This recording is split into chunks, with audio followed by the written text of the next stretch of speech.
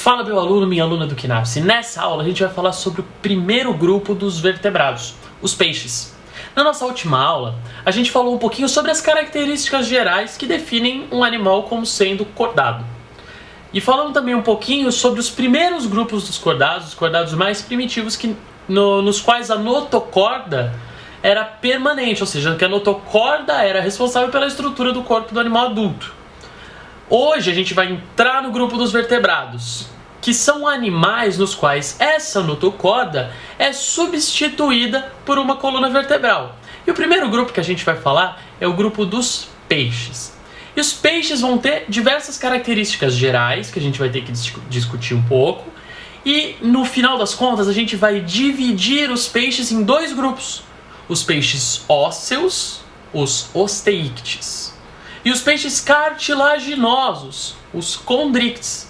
E a gente vai ter que entender um pouquinho as diferenças que a gente vai ter que saber para você olhar um peixe e saber se ele é osteícte, se ele é condricte.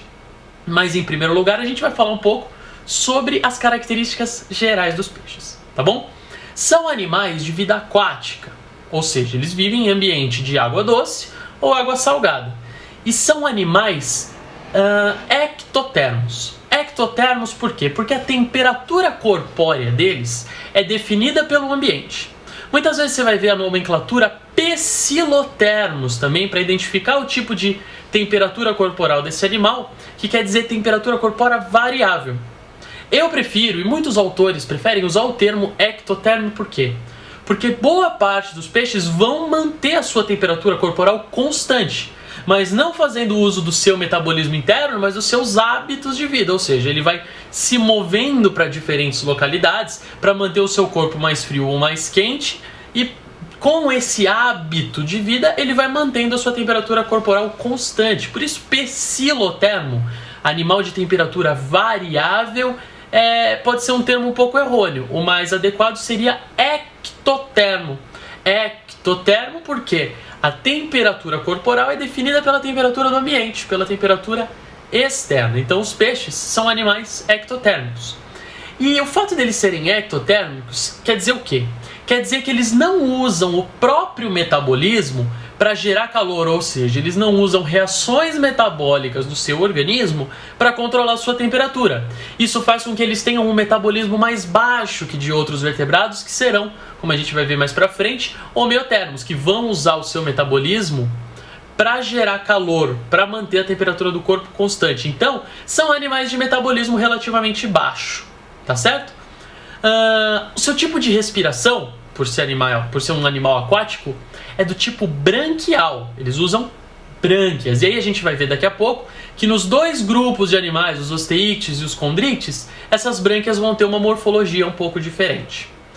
O seu sistema circulatório, como você vai poder ver no nosso módulo de fisiologia animal, ele é um sistema circulatório fechado, composto por um coração bicavitário e um sistema de vasos. Então, um coração bicavitário, brânquias e um sistema de vasos vai compor o aparelho circulatório de trocas gasosas desse tipo de animal. Tubo digestório completo, como em todos os cordados.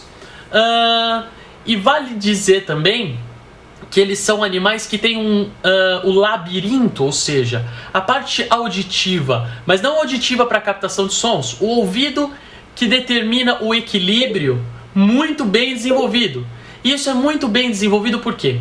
Porque eles vivem num ambiente que é muito mais tridimensional do que o nosso. O que eu estou querendo dizer? A gente se locomove no solo. O peixe ele tem que regular, além da sua posição no espaço, a sua profundidade.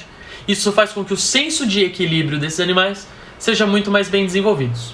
E agora vamos começar a falar um pouquinho das diferenças entre condrictes, que são os peixes cartilaginosos, e osteíctes. Vamos falando primeiro um pouco dos condrictes, que são os peixes cartilaginosos, que vão abrigar animais como, por exemplo, o tubarão e a raia.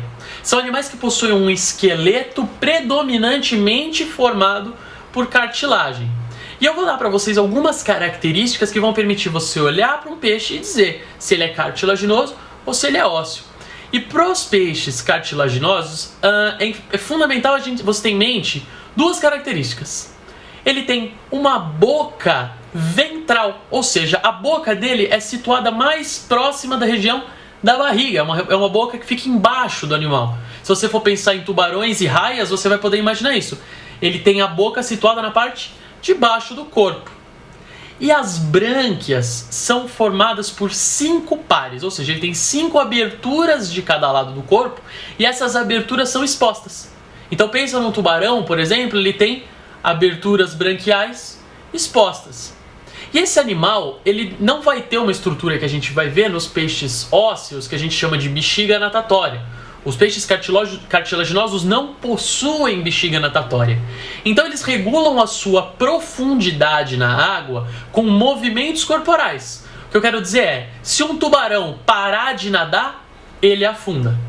Essa profundidade então vai ser regulada por movimentos corporais e também pela grande quantidade de óleo que esses animais vão possuir no seu fígado, que faz com que a densidade deles seja um pouco menor. Mas ainda assim, se eles não se movimentarem, eles afundam.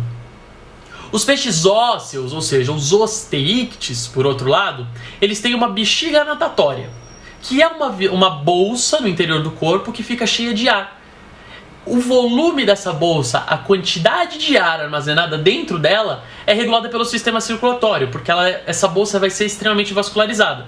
Então os gases que estão dissolvidos ali no sangue podem partir do sangue para dentro da bexiga natatória. A bexiga natatória aumenta de volume como se fosse uma boia dentro desse animal, ele vai mais em direção à superfície. Pelo contrário, se os gases saem da bexiga natatória, se diluem no sangue e a bexiga natatória diminui de volume, esse animal afunda, tá bom? Quanto à boca e as brânquias, que é o que a gente vai usar principalmente para diferenciar os peixes ósseos dos peixes cartilaginosos, a boca nos peixes ósseos ela é terminal, ela fica na ponta do animal. E as brânquias são 4 pares protegidas por um opérculo, aquela coisa que a gente vê do lado do peixe, que abre e fecha quando ele respira. Ou seja, ele tem as brânquias num número de pares menor, mas elas são protegidas por um opérculo. Então se você for pensar agora em um peixe, você consegue determinar se ele é um peixe de esqueleto ósseo, um osteícte, se ele tiver boca terminal e um opérculo protegendo 4 pares de brânquias. Ou se ele é um condricte, um peixe cartilaginoso, se ele tiver boca ventral, 5 pares de brânquias visíveis, tá bom? O esqueleto então dos osteíctes é ósseo, o dos condrictes é cartilaginoso. A excreta de ambos os grupos, as excretas de ambos os grupos vão ser em forma de amônia. E a gente vai tentar entender mais pra frente as vantagens e as desvantagens de cada um dos tipos de excreta nitrogenada na conquista do ambiente terrestre. Mas agora a gente tem que ter em mente que a excreta nitrogenada dos peixes é feita por amônia, tá bom? Que é um tipo de excreta extremamente muito mais tóxico do que os outros tipos de excretas, mas é muito solúvel, o que é muito útil para esses animais que vivem em ambiente aquático. O tipo de excreta sendo muito solúvel, você consegue eliminar na água com facilidade, tá bom? Espero que vocês estejam aprendendo bastante com as nossas aulas. Na próxima aula a gente vai falar um pouquinho sobre outras classes de vertebrados e sobre conquista do meio terrestre. Espero ver vocês lá e não se esqueçam de se inscrever no nosso canal, curtir a nossa página no Facebook e compartilhar as nossas aulas com seus amigos. Um abraço e até a próxima!